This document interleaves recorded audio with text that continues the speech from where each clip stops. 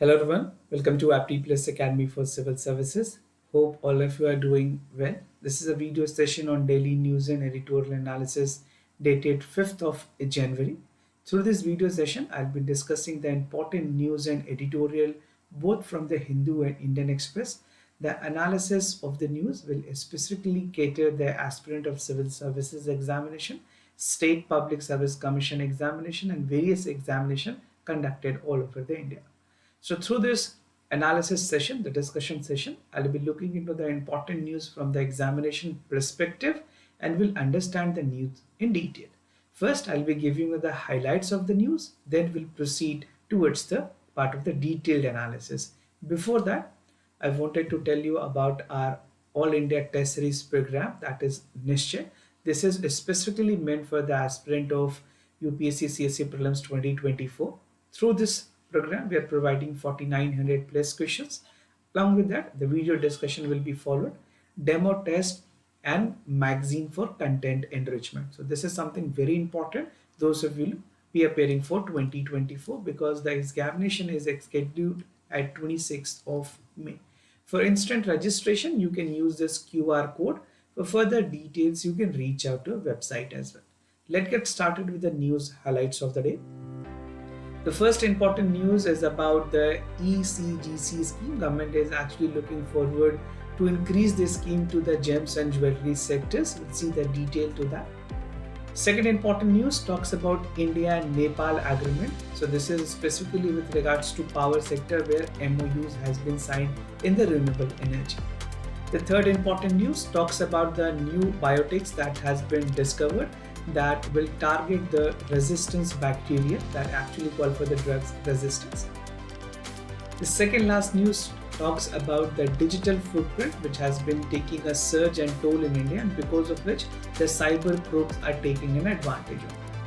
And I'll be concluding the session with editorial that talks about reshaped by AI. We'll see the principle of testimony, sovereignty, and even how the governance can be improved with the part of incorporating AI and how the AI has changed the landscape globally as well. So we'll see the detail to that. Let's get started with the depth analysis of the news one by one. So the first is that center is planning to expand the ECGC scheme. What this stands for? This is export credit guaranteed corporations. This cover will be given to the gems and the jewelry exporter. Something very important, the Union Ministry for Commerce has actually decided to increase this cover to the gems and jewelry sectors in the country to form, and they have actually formed a committee to help exporter in the sector. एक committee की formation की गई है. They will be looking into the nuances of how the expanding of ECGC scheme will actually help the gems and jewelry sectors. Now, formation of committee की अगर बात करें, this was a committee that was formed by the Union Ministry for Commerce, and they will look into the suggestions how the Gems and Jewelry Exporter Promotion Council, which is also known as GJEPC. So this is actually the Gem and Jewelry Export Promotion Council. उनके representatives होंगे. The government of India will have its own representative, and even it will look for the cross checking that how this particular schemes is going to help the gem and jewelry sector in the longer run, and even shaping the exporter credit covers. Now, what is India's gems and jewelry industry is all about? How does it function? How the growth has been in the recent time? अगर बात करें इस particular sector की तो काफी potential है globally. Epicenters we have seen the recent the bourse which was actually inaugurated in Surat. सूरत में recent diamond bourse की inauguration हुई है. उसके अलावा we have a bourse in Mumbai, right? So Western India has a huge presence of the part of gems and jewelry sector apart from the other India as well. I'll give you a map जहाँ पे किस state में किस jewelries की ज़्यादा significance. I'll tell you that in a while. Now looking into the details that the gems and jewelry industry is a holistic ecosystem where encompassing the constituent of different element. Now massive investment देखी गई है sectors में, and not only at the national level but at the global level we have seen some of the investment coming in the jewelry parks in Navi Mumbai as well, which is a world-class infrastructure specifically meant for the gems and jewelry sectors. Presently, India has a powerhouse of the jewelries manufacturing. If you look at the domestic market, we have a huge demand. Actually, India is considered to be one of the country where the demand for the gold is actually on the higher side compared to any other countries. तो India की James and jewellery market की जो overall depth है वो काफ़ी high है. Even the India and UAE keep a bilateral agreement is also there. We are also looking forward to increase the part of trade with the Gulf councils के साथ भी. उसके अलावा UK, European Union and the Canada. So these are the other countries where actually India is looking forward to augment the trade, the bilateral relationship for the gems and jewelry sectors. Now, अगर बात करें financial year 2020 की 2022 precisely कि क्या growth रही है, you can look at the data from here. So these are the trend of the growth that is anticipated. Because of COVID-19, we have seen a downfall a bit, but certainly this particular sector will boom to a larger extent. Now, giving you a map details, किस particular region में India की किस particular part में जो sectors हैं, I mean specifically part of jewelry sectors is there. For Delhi, we have silver and jewelry, which is most common. I mean, there's a hub of silver jewelries and artists. For West Bengal in Calcutta, we have lightweight and plain gold jewelries. For Hyderabad, we have precious and semi-precious stud jewelers. In Nellore, there is captive source for the handmade jewelers. In Trichur, there's a gold jewelers which is there. Even the diamond cutting place is there. In Mumbai, we have machine-made jewelers mostly prevalent. In Surat, the diamond processing centers, I have told you, सूरत में recently जो diamond boards है उसकी भी inaugurations हुई हैं. जयपुर में basically plus the polishing precious and semi-precious gemstones are actually being this is the market, this is a hub, this is a clusters of India's gems and jewelry. This can be pretty relevant for the prelims examination and even for one-day examination that you will be appearing for. Now about the ECGC scheme, as we are discussing this, you should know a brief about it, pretty relevant for prelims. So this was a wholly owned entity by the Ministry of Commerce and Industry. Initially establishment जो की गई थी वो Export Risk Insurance Corporation के तौर पे की गई थी. This was in 1957. Now the credit guaranteed was actually incorporated in 1964 after the insurance cover which was given by the bank in 1964. So the ECGC aims to boost the part of overall export in the credit insurance and even protect the exporters from the non-payment risk by overseeing dues and commercial political factors. There are various factors which is taken into consideration. So government first and foremost ensure the export credit and even guaranteed on their part, whichever the part of trading which is taking place. The micro, small and medium enterprises, better known as MSME, form 97%. They form the 97% of the client base of the ECGC. This is something very important. Now moving ahead with other news, India and Nepal signed long-term guaranteed agreement. So India and Nepal have signed the agreement for exporting 10,000 megawatt of power to India, and this MOU was actually signed in cooperations to the renewable energy, right? And even this is something where the 3 cross-border transmission line will actually help. So India के साथ साथ और भी जो regional countries हैं उनको भी benefit मिलेगी. Precisely this particular MOU, the Memorandum of Understanding which was signed, will help both countries to a larger extent. Now, what was the Memorandum of Understanding that was signed? See, whenever a country goes with the Memorandum of Understanding, there are different sectors which take into consideration. तो इस बार की जो Memorandum of Understanding में renewable energy के अलावे और भी ऐसी sectors हैं जिनको explore की गई है. First, starting with the renewable energy, an MOU was signed between NTPC, National Thermal Power Corporations, and even Nepal की जो नेपाल इलेक्ट्रिसिटी अथॉरिटीज है उनके साथ collaborations हुई हैं. This is specifically for the part of renewable energy. Then there was a MOU which was signed in the space sector where India की जो New Space India Limited है, this is a commercial arm of the ISRO, and Nepal की जो Nepal Academy for Science and Technology है, they will be collaborating with the part of Burnal satellite through the launch of PSLV. So Polar Satellite Launch Vehicle के through Nepal को assistance दी जाएगी in the launching of the part of space missiles and other stuffs.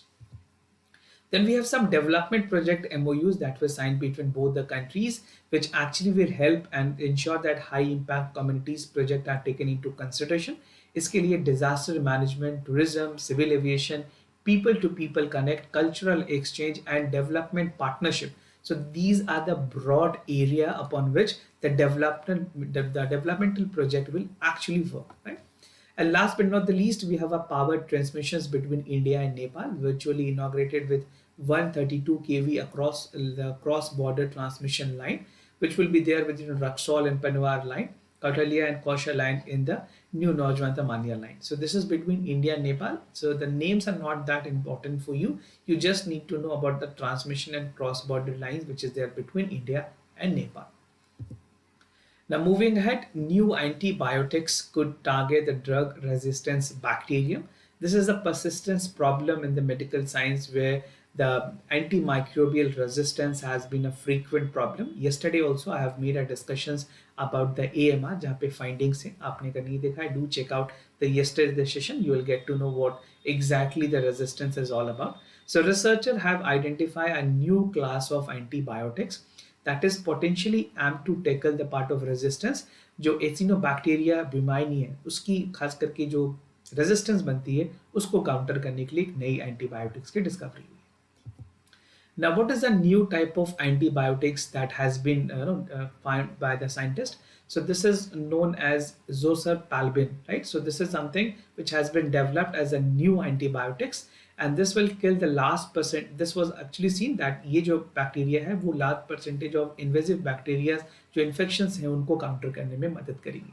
Now, this antibiotics was found to be effective against the CRAB. What is this? This is scarbapenem resistance Encinobacteria burmai जो इंडस्ट pneumonia और sepsis को specifically इसके लिए I mean they are actually the bacteria which actually cause pneumonia and syphilis in the mouse model. So this is how this particular part of the vaccines or you can say antibiotics, precisely antibiotics, will actually help in curbing out the other resistance.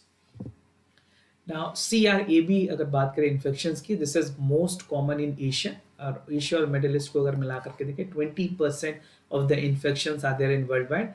The US alone has 2% of hospitalization when it comes to CRAB, and this bacteria thrive in a medical environment like hospital and nursing. So this is again a problem with this particular part. People with a high risk of infection is often catered to this ventilators and even wound surgery led this part of the things which is actually creating problem to these variety of individual as well. The pathogens have a difficult to eliminate और US Food और Drugs Administration ने भी approve नहीं किया था कुछ class of antibiotics की for more than 50 years. Now, after the recent discovery, after the full proof the scientist has actually come up, it will be finally get approval from the US FDA and possibly likely to come to the market as a part of the control measures, and the drug resistance which is through the part of other drugs can help to curb out this, right? So this is how the entire manifestation is all about. Now, moving ahead, India's digital footprint make it vulnerable to the cyber criminal. जिस तरह से India के digital footprint बढ़ी है, if you look at the part digital footprint में India ने काफी हद तक progress किया है, and this is a group of cyber security which has actually come up with the report, and it says that India are more susceptible to the part of cyber criminal because of the huge number of people coming to with the use of smartphone and internet connectivity. So India's digital footprint की अगर बात करें over 1.5 billion की population है India की, and the part of digital footprint is actually an alluring target for the cyber criminal and to exploit it more vulnerably. India has been witnessing a significant increase in internet penetration and widespread use of smartphone and affordable data plans. So we have seen that the number of smartphone user has actually increased. Internet uses भी काफी ज़्यादा India में बढ़े. Now, if you look at the data as such, this is a data which is presented by NASCOM. So it says that 560 million people are there with the internet connections. 354 million people have smartphone connection only in China and has a more. So you can see the comparison. 8.3 GB average data consumption is there for every month for the users, and 17-hour average time users spend on the social media every week. So I mean, I personally feel you should not devote much of your time with smartphone. Either you do not have a classes or as such, but कोशिश करें कि आप limits करें, use only judicially and use for its purpose where you are actually gaining some knowledge, right? Now, question for futures, how the part of thing which has been cautioned by the expert 2024 में ये बताया गया है कि ये जो data breaches के cases हैं बढ़ सकते हैं, and even it can result into the cloud adaptations, deep fake. We have already seen the cases of deep fakes with a famous personality belonging from Bollywood, politics, and international people, right? They are the victims of that. Now, McAfee is an important organization which has actually come up with a detailed report forecasting that the global excitement and the Olympic Games can become the breeding ground for the scammers, right? The cyber scammers will exploit the consumer, which is actually the specific target group is the one who actually buy the tickets, book travels, access to what contents, participates in a giveaway. So they are the most vulnerable and likely to be susceptible to the part of the cyber frauds. Now, moving ahead with the editorial for the day that talks about reshaped by the AI. This is specifically talking about how the AI has transformed and how the AI can be used in the diplomacy in other parts as well. We'll see the detail to that.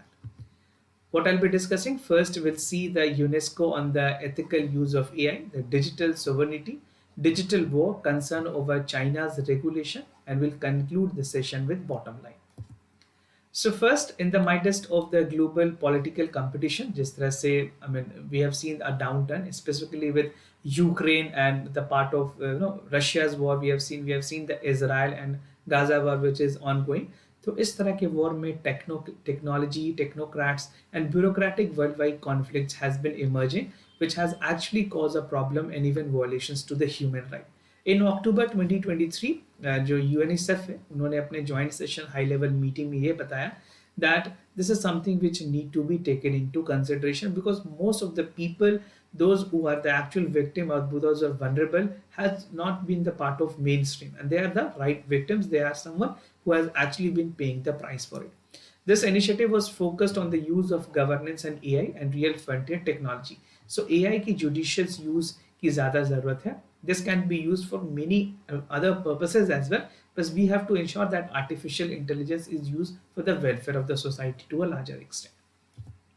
Now, UNESCO की एक report है on ethical use of AI. So UNESCO declaration has outlined the principle for the ethical use of AI. They have included that the protections, promotions of human rights, fundamental freedom that must be taken into consideration, the human dignity along with the consideration of ecological sustainability should be there, and that should be the foremost priority. This is what the UNESCO has actually highlighted. तो आप कभी भी example लिखे तो इस तरह की चीज़ों को यूज़ कर पाएंगे. Now, this principle extend to the various relevant part, concern and good governance with just the development. The recommendations will actually be implemented with various stakeholders and state implementing agencies with the ethical use of AI, the United Nations system anchored for coming up with the guiding principle on the use of artificial intelligence. Now, digital sovereignty की बात की गई है. We have a territorial sovereignty, we have the inclusiveness, but at the time it is also inevitable and it is also essential to have a digital inclusivity. AI की अगर बात करें जिस तरह से AI की advancement हो रही है, this should be definitely used for the human welfare. Right? This is the one and foremost priority which should be there. It should call for the digital sovereignty. The digital diplomacy should make a more progressive equilibrium. Right? The control of territorial sovereignty should evolve for the digital sovereignty and even for the corporate governance. तो जिस तरह से AI की governance बढ़ी है, we can use it for multiple way at multi-level and even control the part of assumed data classified, right? Now, addressing the disinformation, mislead content are something that has to be taken into consideration. Hate speech भी कई जगह पे report की गई है. So that can be a part of an accountable governance and development. This is something which has been neglected across the globe, which should be prioritized. And this is something which will call for a more result-oriented governance.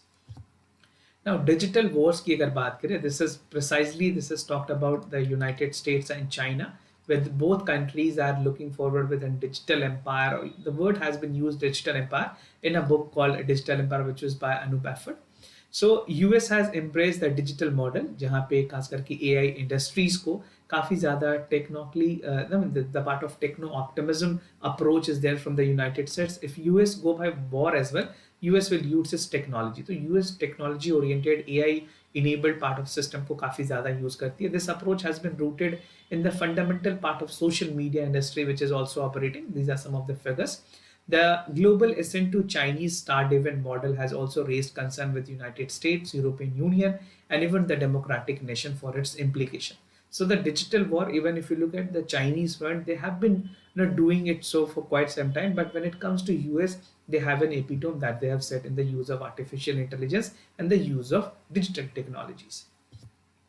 Now, the bottom line, AI has changed with the wars and fought that, especially for the machines and even the decision about the deadly forces. We have seen where the armed forces was actually there. Now we have UAV, which is being operated with a part of artificial intelligence, machine learning, the AI rockets in the part of things which is there, the part of the strategically part which is specifically meant is now being taken care by the AI. So this is, shows the heavy reliance of machine learning. This is ML, and even remove the human involvement in the actual work that is conducted. Right? We have seen that how Osama bin Laden was actually being, he was being killed in Abbottabad in near Pakistan.